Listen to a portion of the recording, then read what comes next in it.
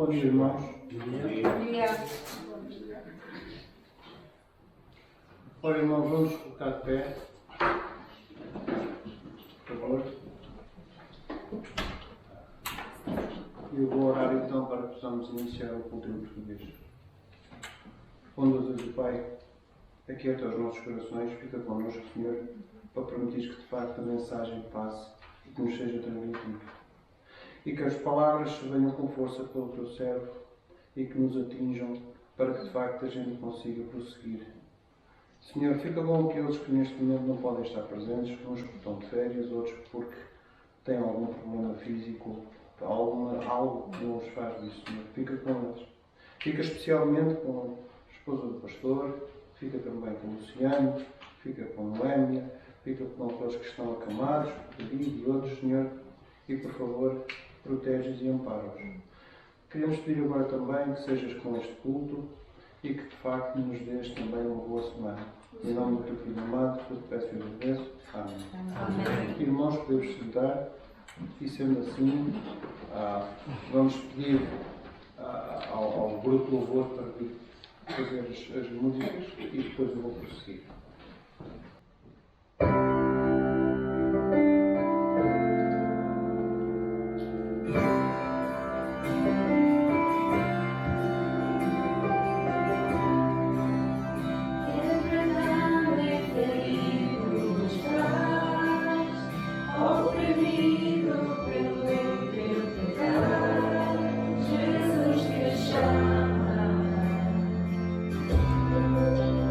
No limite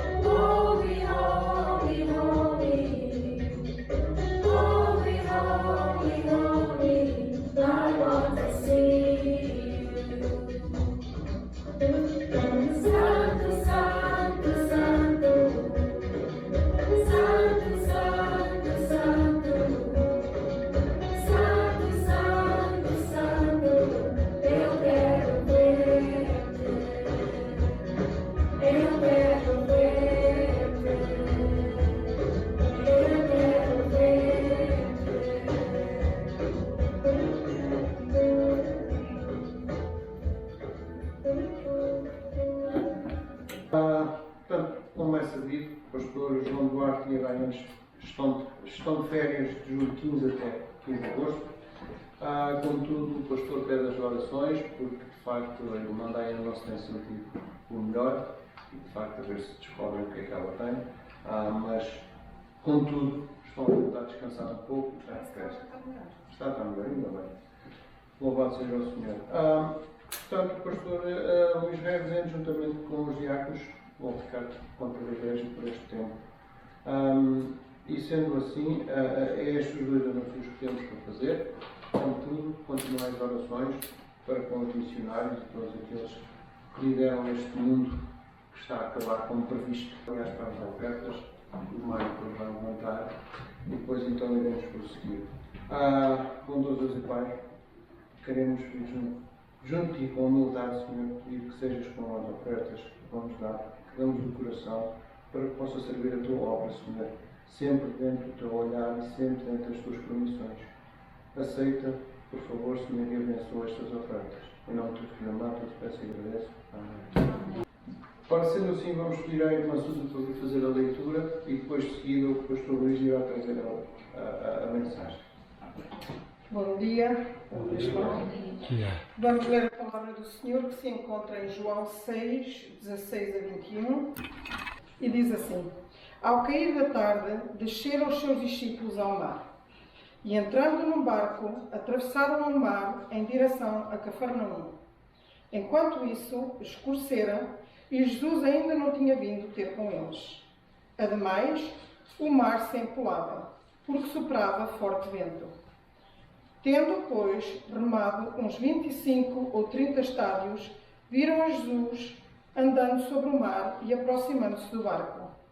E ficaram atemorizados. Mas ele lhes disse: Sou eu, não temais. Então eles de bom momento receberam no barco, e logo o barco chegou à terra para onde iam. Mais uma vez, bom dia, irmãos. Bom dia. Quero também dar as boas-vindas às pessoas que vão estar mais tarde assistindo ao nosso culto através da internet. Que sejam abençoados, como nós fomos já no primeiro culto e esperamos ser aqui no segundo em português. Ora, muito bem, esta passagem que nós lemos é uma passagem bem conhecida, mas Deus pôs no meu coração em trazê-la mais uma vez aqui, e a gente sabe que nós, os humanos, aprendemos com a repetição, né? Por isso, na palavra de Deus há muitas coisas que são repetidas, porque Deus sabe muito bem a importância dessas coisas, e eu penso que esta é uma que nós devemos de nos lembrar todos os dias, né? Todo o seguidor de Cristo vai ter tempestades na sua vida, né? Não é se vai ter, mas é quando elas vêm, né? E aqui nós temos aqui esta passagem que foi imediatamente depois de quando Jesus milagrosamente alimentou 5.000 homens, mais mulheres e crianças, que alguns estimam ser mais ou menos umas 20 a 25 mil pessoas, né? Com pouco alimento que Jesus tinha, e ele fez este grande milagre que serviu de sinal para quem Jesus de facto era, né? Portanto, neste dia, quando Jesus faz este milagre, os judeus que estavam ali quiseram torná-lo rei, né? Jesus percebeu as suas intenções e partiu imediatamente, depois de fazer aquele milagre. Mas antes de partir, ele enviou os seus discípulos num barco para o outro lado do mar da Galileia, né?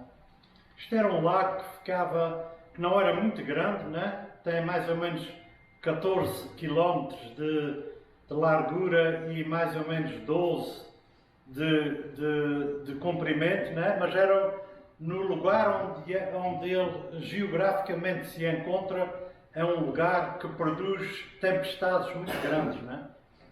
Porque é um lugar muito abaixo do nível do mar, cercado por montanhas, e quando o vento sopra e desce sobre aquele lago, ele levanta estas ondas. Portanto, isto aqui há pessoas que mas um lago, como é que pode ter estas ondas? Mas tinha, é verdade. Mas ele, antes de partir, então ele enviou os seus discípulos de barco para o outro lado do mar da Galileia. Ele então se retirou para uma montanha próxima para passar um tempo sozinho. Muitas vezes nós vemos Cristo a subir uma montanha para estar a sós com Deus. Vamos falar nisso daqui a pouco. Aqui nesta passagem que lemos, João 6, 16 a 21, lemos que Jesus se juntou aos discípulos mais tarde, caminhando sobre as águas para ultrapassar eles. Né? Jesus, quando ia atravessando pelo mar, não era com a intenção de parar no barco onde eles estavam, mas era de ir para o outro lado.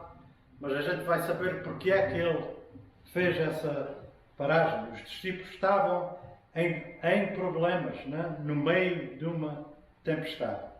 No dia seguinte, do outro lado do lago, parecia até que o plano de Jesus tinha funcionado.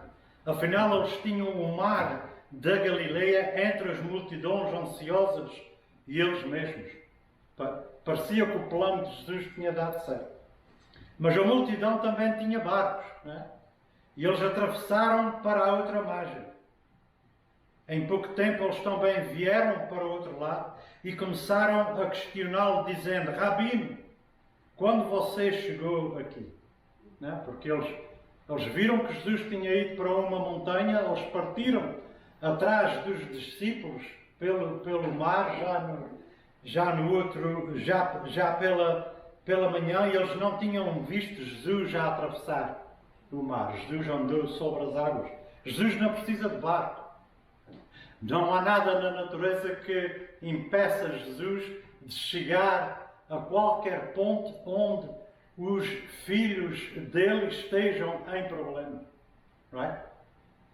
O nosso ponto geográfico não é um empecilho para que Deus não possa chegar a nós quando nós precisamos da ajuda dele. Ele tem o poder de fazer isso sem barco, sem autocarro, sem comboio. Ele chega lá. Né? E nós temos que nos lembrar disso. Né? Não há lugar nenhum onde Deus não possa estar para socorrer algum de nós. Né?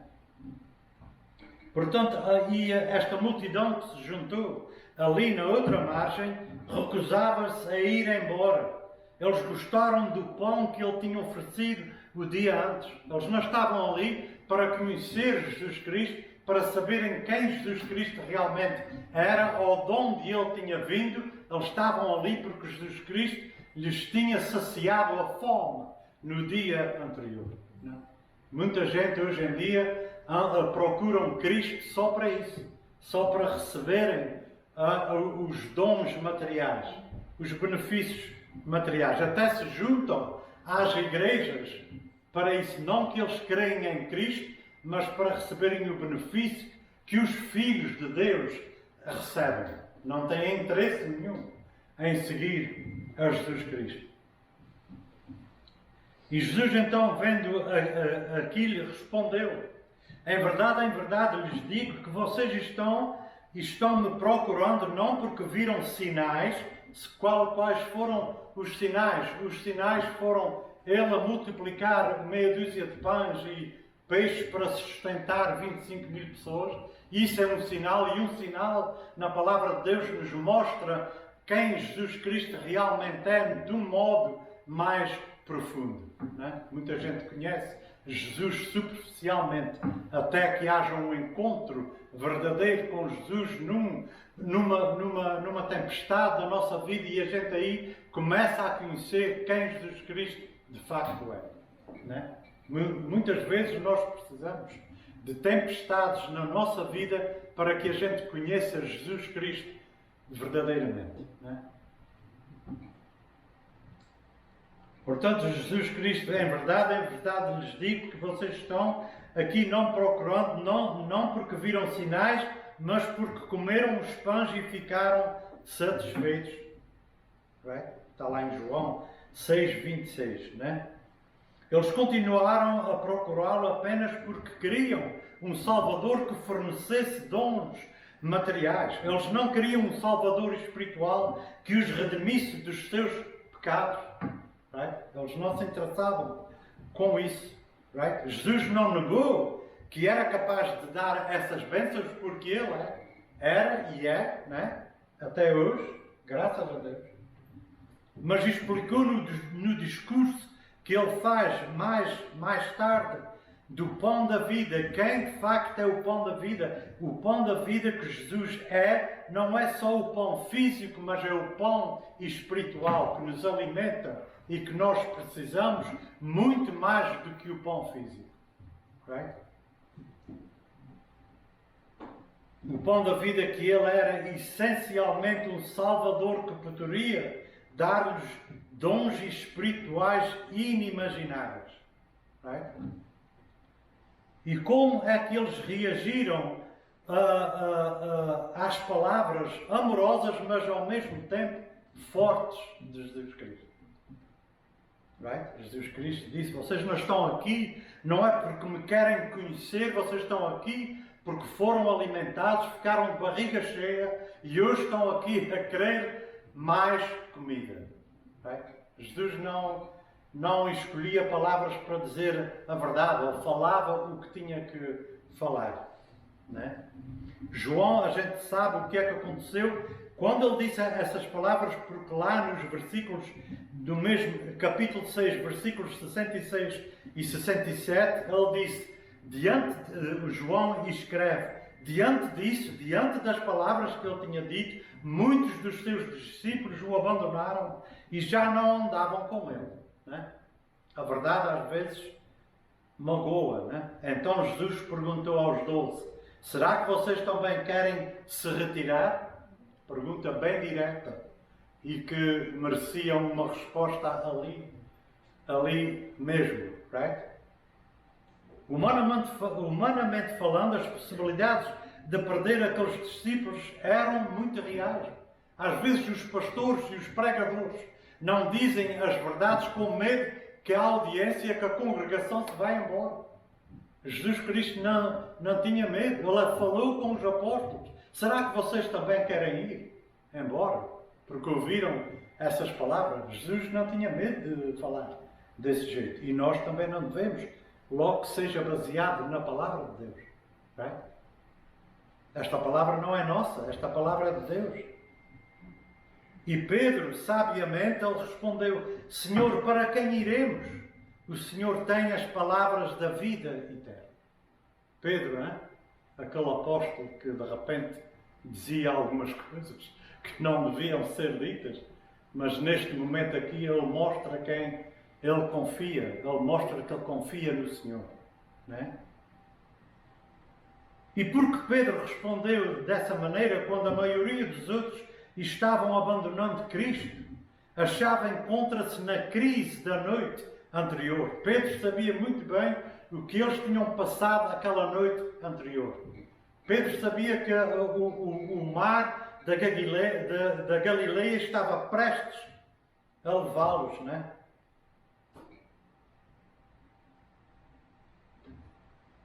E ele viu o que é que aconteceu, como Jesus os resgatou. Ele viu Jesus andar sobre as águas, encontrando os discípulos desanimados e ministrou a eles. Isso fez a diferença toda em Pedro. Né? E é o que eu disse já, a gente só conhece quem Jesus de facto é no meio de uma tempestade na nossa vida. Quando Ele vem até nós, quando Ele nos livra, quando Ele nos socorre de coisas impossíveis que nós, para nós próprios, nunca poderíamos fazer, alcançar. E Ele pode. E isso mudou a visão de Pedro completamente a respeito de Jesus Cristo. E é por causa disso que ele pôde dizer naquela altura, Senhor, para quem iremos? Right?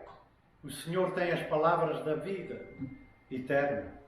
Comparando Mateus no capítulo 14 em Marcos, no versículo 6, no capítulo 6 em João, agora, aqui, nós obtemos, se a gente ler esses evangelhos com na mesma situação, contando a mesma história, nós obtemos a imagem completa daquela noite incrível.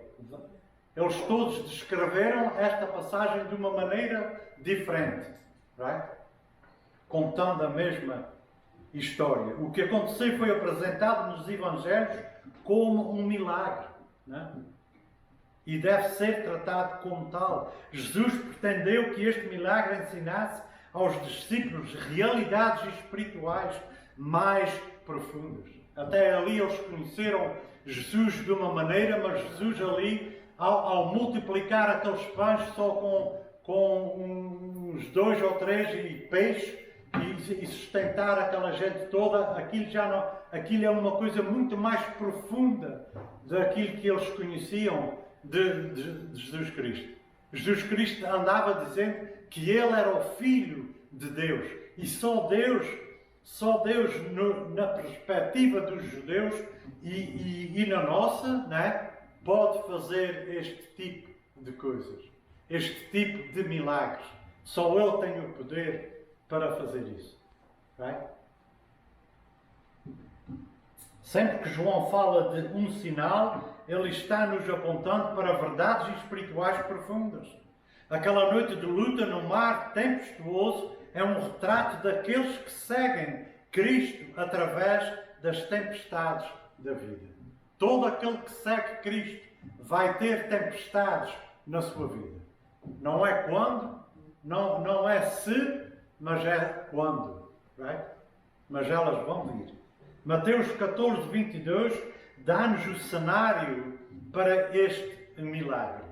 Mateus 14, 22 diz assim: logo a seguir Jesus fez com que os discípulos entrassem no barco e fossem adiante dele para o outro lado, enquanto ele despedia as multidões. Eu quero que vocês se foquem aqui nesta palavra fez. Jesus Cristo fez com que os discípulos entrassem naquele barco. Isso mostra o quê? Mostra que os discípulos não estavam a fim de entrar no barco, mas Jesus fez com que eles entrassem.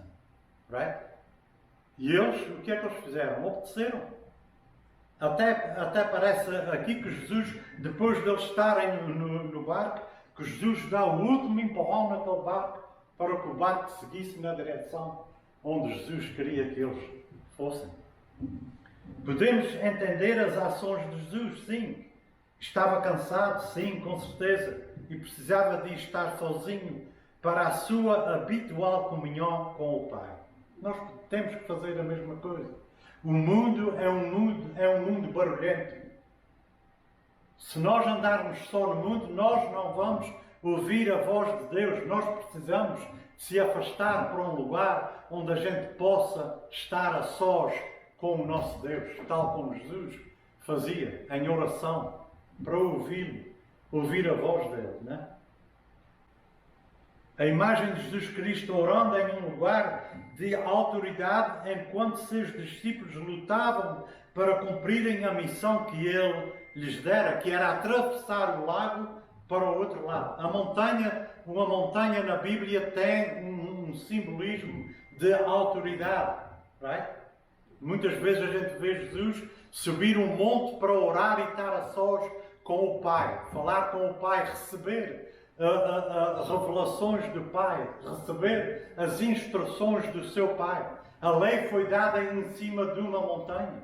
Moisés foi chamado quando ele estava numa montanha tomando conta do rebanho do seu sogro, né?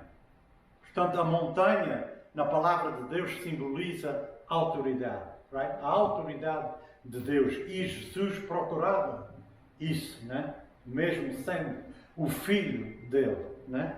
Como homem, ele fazia isso.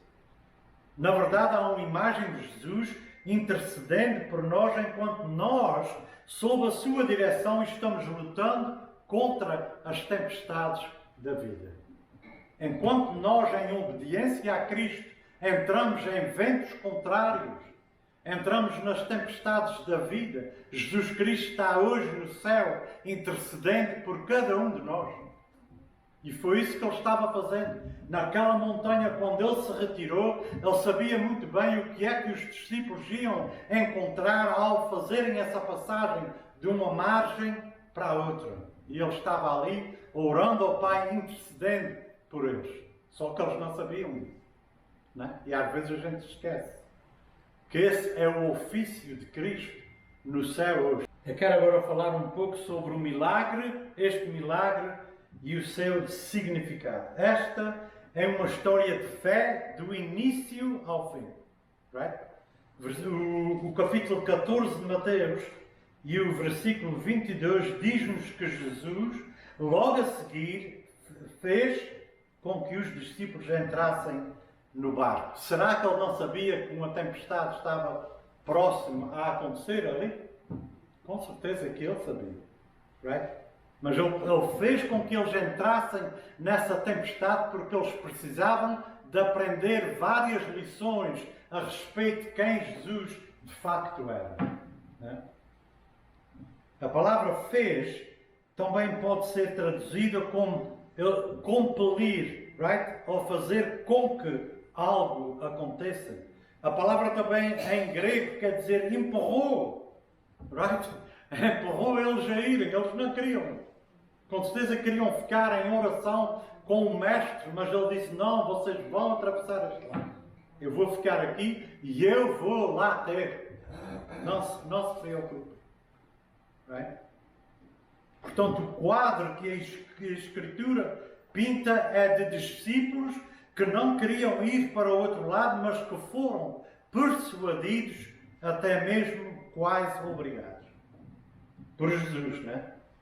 Ele provavelmente deu ao barco o último empurrão para colocar os 12 na direção certa.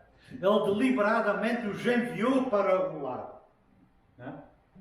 Quem vê isso até a gente diz, mas será Jesus amava tanto os seus discípulos e empurrou eles para uma tempestade? Não é?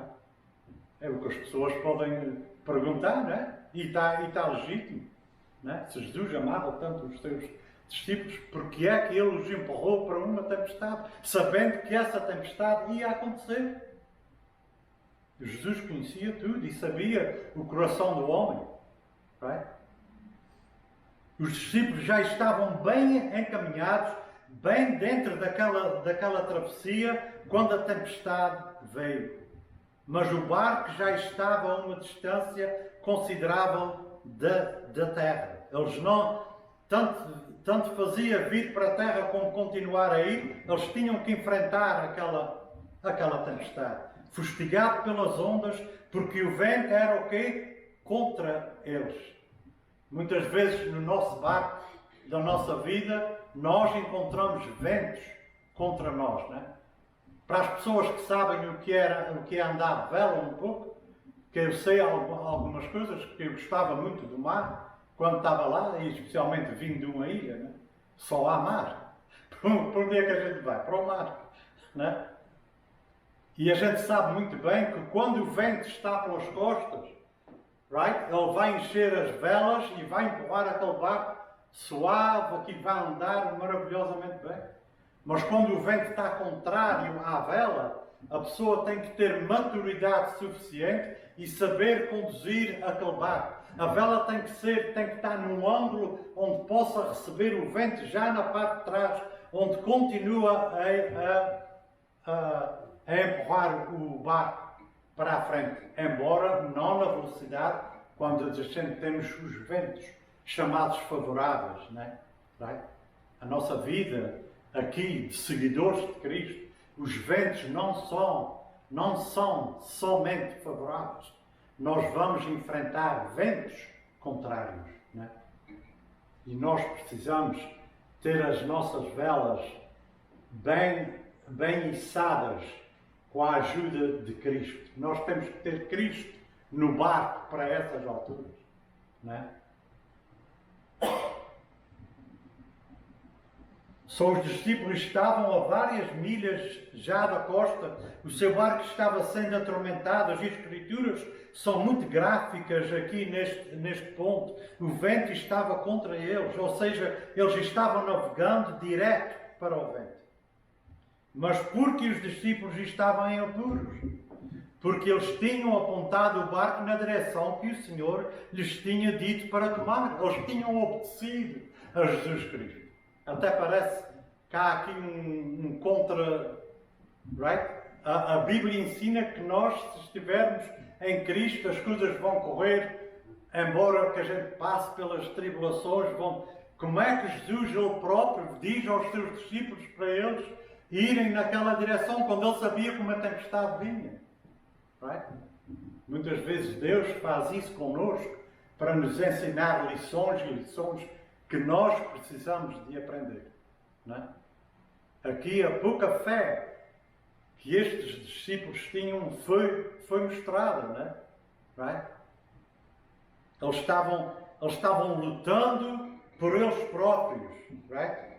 Jesus queria mostrar que quando a gente deixa Jesus entrar no nosso barco, embora as tormentas e as tempestades venham, a coisa vai correr melhor. Porque Ele está lá connosco. Não é? E nós precisamos de fazer isso. Portanto, eles estavam em apuros porque tinham conduzido o barco para o meio de ventos contrários mandados por Jesus Cristo. O que é que Jesus está dizendo aqui? Jesus está dizendo: vocês vão ter problemas, mas obedeçam de qualquer maneira. Há duas maneiras de entrar nas tempestades. Uma delas é fugir da vontade de Deus. Talvez, se eles não tivessem obedecido a Jesus, não, eles não se encontravam no meio desta tempestade. E muitas vezes Deus está nos mandando entrar numa tempestade para nos ensinar algo e nós estamos fugindo. Quem é que fez isso? Na palavra de Deus, vocês lembram-se? Jonas fez isso, não é? Jonas fez isso. Deus mandou Jonas ir para Nínive para pregar uma mensagem de salvação e Jonas disse: não, eu não vou. Não vou porque esse povo é um povo mau. Esse povo trata o teu povo muito mal e tu estás mandando eu ir lá pregar uma mensagem de salvação? Nunca. Nunca vou fazer isso. E o que é que ele faz?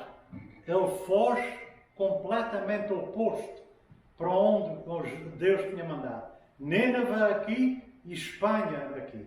Não? E ele foge para a Espanha num barco. Mas Deus estava nesse barco. Deus está em toda a parte. Deus vai-te buscar onde tu estiveres. Tu podes correr, mas tu não te podes ir esconder de Deus. Não? E Deus fez com que Jonas fosse a Nínive. Ele foi a Nínive e ele pregou aquela mensagem.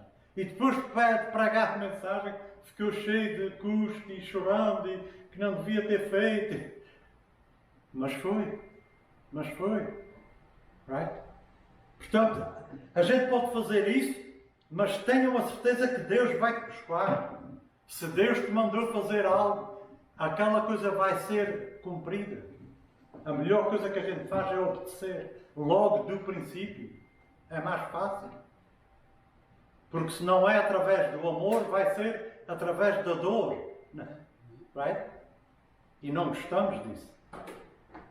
Aqueles que decidirem seguir a Cristo e dar-lhe a sua lealdade, enfrentarão ventos contrários sem dúvida nenhuma. Não é? Moisés jamais teria se sentido rejeitado por um povo queixoso se naquela sarça ardente tivesse decidido não obedecer a Deus. Moisés não tinha passado por o que passou guiando aquele povo pelo deserto fora se ele não tivesse cedido e obedecesse a Deus naquela montanha que também foi numa montanha. Não é? Right? Ele decidiu obedecer a Deus. E ele passou por o que passou, tanto foi que ele não entrou na terra prometida. Right? Ele está salvo, ele está no céu, sim. Mas ele não teve o privilégio de viver e de usufruir do fruto daquela terra que foi dada por Deus. Porque ele perdeu a paciência e disse coisas e fez coisas que não devia ter feito e Deus castigou. e disse, não, tu não vais entrar na terra prometida. Não é que Deus abandonou Moisés, não. Deus foi aquele que enterrou Moisés. Right?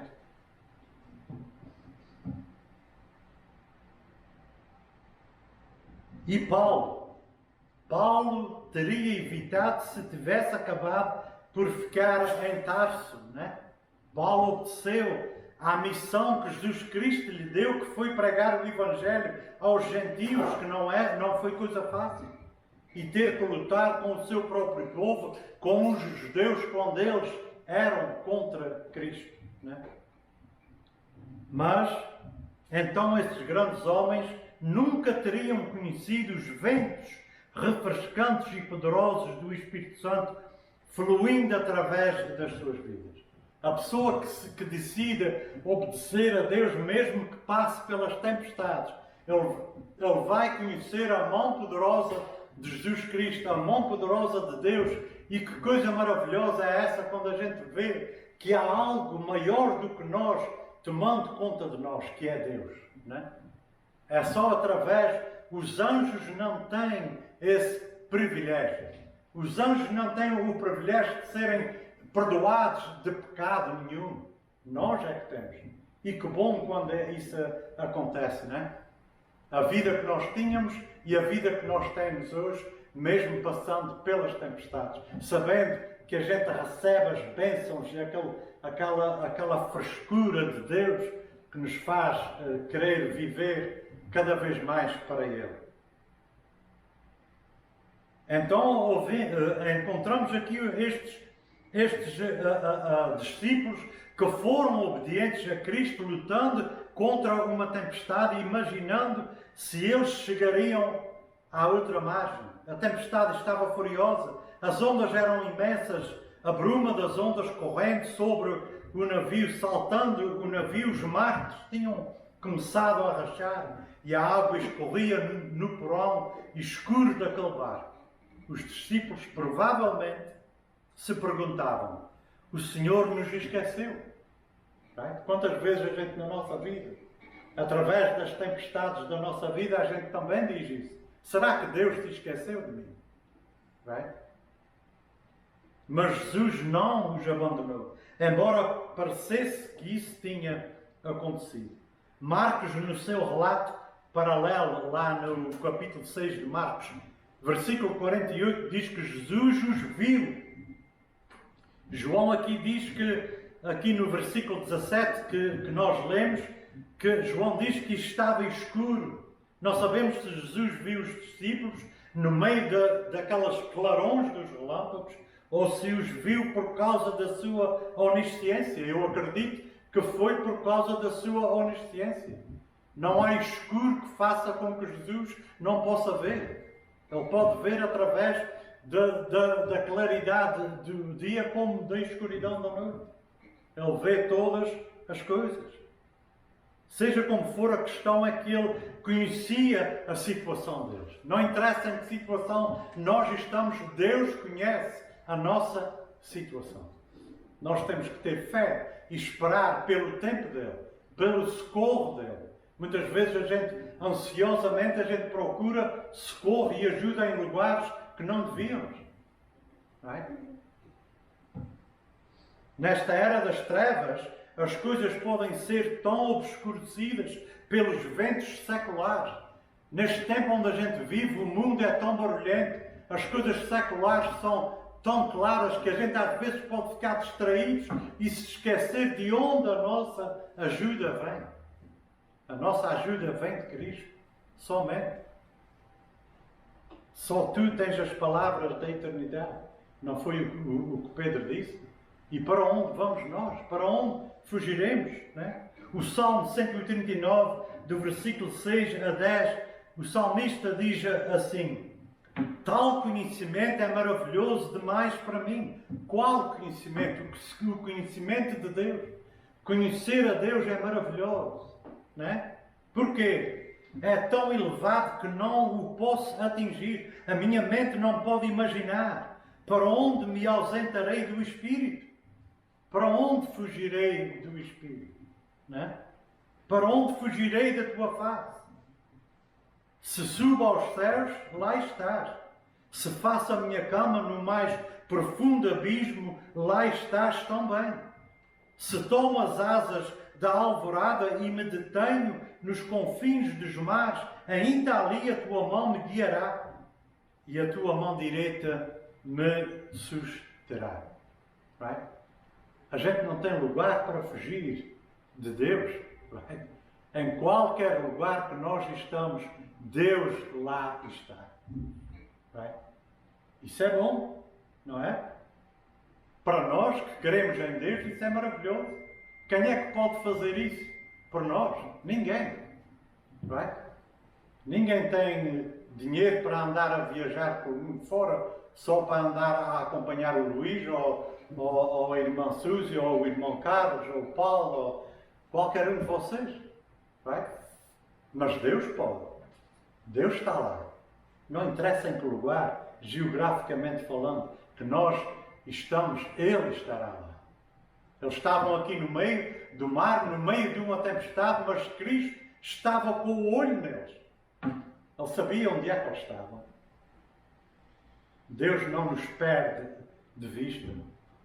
Há pessoas que dizem longe da vista, longe de... Right? Mas Deus não funciona assim. Right?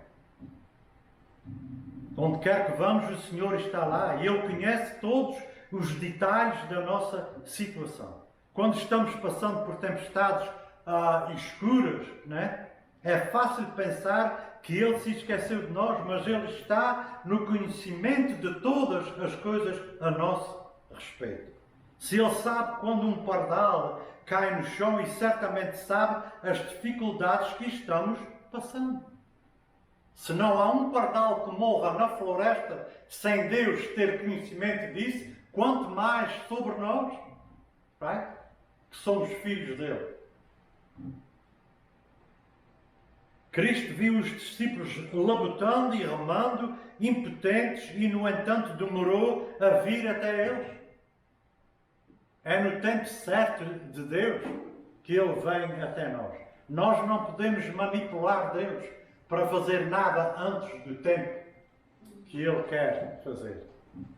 Ele conhecia os seus pensamentos, sabia que eles estavam se perguntando onde Ele estava e ainda assim Ele escolheu deixar aquela tempestade castigá-los por um tempo. Finalmente Ele veio até eles. Não? Porque Ele atrasou. Ora, supostamente aos olhos dos discípulos, Ele veio atrasado. Deus nunca chega atrasado. Ele chega sempre no tempo certo. Right? Dizer que Deus chegou atrasado não é certo. Right? Porque Deus sempre chega no tempo certo. Ele sabe todas as coisas. E Ele sabe quanto tempo nós precisamos para o conhecer. Right? Cada vez mais. A gente em João, no capítulo 11, a gente lê a história de Lázaro, né? Marta e Maria mandaram um recado a Jesus que Lázaro estava doente, prestes a falecer. Jesus levou 4 dias antes de chegar à casa de Lázaro, o grande amigo dele, né? Lázaro já tinha morrido há 3 dias. Já estava enterrado, ou seja, no túmulo, né? Até já cheirava mal quando Jesus apareceu. Right? Há uma lição também aí para nós aprendermos. Right? Porque os judeus pensavam que uma pessoa quando morria, havia 3 dias em que o espírito ainda poderia entrar no corpo daquela pessoa e aquela pessoa podia reavivar. Jesus esperou até ao 4º dia. Para quê? Para ensinar uma lição a eles que Ele, o poder dele vai além de tudo o que eles pensavam. Não é? Esperou 4 dias. Right? Para que a glória, toda a glória fosse dada ao Pai e a Ele próprio. Não é? Right? Quando ele chegou lá 4 dias, o que é que aconteceu? Maria e Marta vieram. Senhor, tu esperaste 4 dias, porque eles sabiam que se ele chegasse ainda entre o segundo e o terceiro dia, havia uma oportunidade ainda do Espírito tornar a entrar no corpo daquele homem. E Jesus Cristo disse: tu acreditas que eu sou a ressurreição? Ele é a ressurreição. Ele não é o segundo dia, nem o terceiro, nem o quarto dia. Foi por isso que ele chegou lá no quarto dia, para eles sentirem que já não havia opção nenhuma. O homem estava morto. E nem Maria nem Marta esperavam alguma coisa, porque do jeito que elas falaram, se tu estivesses aqui, nem que Jesus Cristo precisasse estar ali para fazer a sua obra, ele não precisava disso. Isto é quem Jesus Cristo é. Não é? Portanto, para onde iremos? Tu és a palavra da vida eterna. É Jesus. Então Cristo veio, chorou e ressuscitou Lázaro. Porquê? Talvez para levar os seus filhos até ao fim das suas forças, para que eles confiassem plenamente em Deus. Deus nos deixa chegar ao fim da nossa corda. Nós temos uma corda, não é? Bem comprida às vezes. Lá até aos 90. A corda da minha mãe foi 97 anos, aqui nesta terra, não é? E muitas vezes Deus nos deixa levar ao fim da nossa corda. Isso o que é que quer dizer? Ele nos deixa levar até ao fim das nossas forças. Porque o ser humano pensa que enquanto ele tiver força, ele não precisa de Deus. Eu posso fazer isso. São coisas pequenas. Deixa lá Deus, porque ele está busy. Eu faço isso. Não é assim que funciona. Deus quer que a gente dependa dele a todo o momento. E muitas vezes ele nos deixa cair no fundo do poço para que não haja mais saída de qualquer maneira. E então aí ele estende a sua mão e a gente agarra e ele nos traz acima. Estamos quase no fim. Podemos conhecer Cristo, mas nunca vamos conhecê-lo profundamente até que ele venha a cada um de nós durante as tempestades das nossas vidas. Aí é que a gente de facto conhece quem Deus é. Nós precisamos de passar por tempestades. E não foi isso que Jó disse quando ele passou por um grande sofrimento? Toda a gente sabe o sofrimento de Jó. Lá no capítulo 42, versículo 5, olha o que Jó diz: eu te conhecia só de ouvir, mas agora os meus olhos te veem. Através do sofrimento, que foi horrível, o sofrimento de Jó. Jó perdeu a sua família num dia. 10 filhos. Num dia. Ele enterrou 10 filhos. Se há um sofrimento maior do que esse, eu não sei. Não contando a história da sua própria vida. Da sua doença. Que lhe foi dada.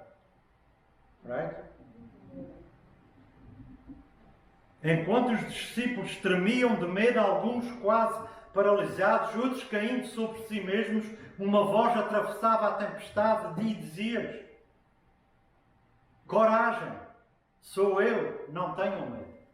Isso é o que Jesus nos fala. Isso é o que Jesus nos quer falar. Mas nós temos que estar nas tempestades em obediência a Ele para ouvir essa voz. Num instante a atitude dos discípulos mudou. Um momento antes eles tinham temido as suas vidas, então ouviram a voz de Cristo e note-se que Ele não disse: não tenham medo, antes de dizer sou eu. Ele disse a conhecer primeiro: sou eu, não tenham medo. Quando os discípulos viram que era Jesus, encheram-se de coragem. Então Pedro pediu ao Senhor que o chamasse. E Jesus o chama, e ele sai do barco e começou a caminhar sobre as águas. Pedro, além de Cristo, foi o único homem que caminhou sobre as águas. E isso que a fé, é isso que a fé nos leva a fazer às vezes. Pedro, às vezes, é mal falado por alguns pregadores. Mas qual de nós tinha a coragem de pôr a perna fora daquele barco para ir ter com Jesus Cristo no meio daquelas ondas altíssimas? Pedro teve a fé e a confiança em Cristo de fazer isso. Mas o que é que aconteceu logo depois, quando Pedro tira os olhos e o foco de Jesus Cristo e ele foca-se nas ondas e na tempestade, o que é que aconteceu? Pedro começou a afundar. Deus é maior que qualquer onda. Deus é maior que qualquer tempestade na nossa vida. Por isso o nosso foco tem que continuar em Deus. Continuamente. Quando a gente tira o nosso foco de Deus ou de Cristo, a gente começa a afundar. E isso passa-se na minha vida. Eu não estou falando aqui, não é só porque estou aqui falando para coisas. Isso passa-se na minha vida quando a gente tira o foco de Deus. É o que acontece. Nós começamos a afundar.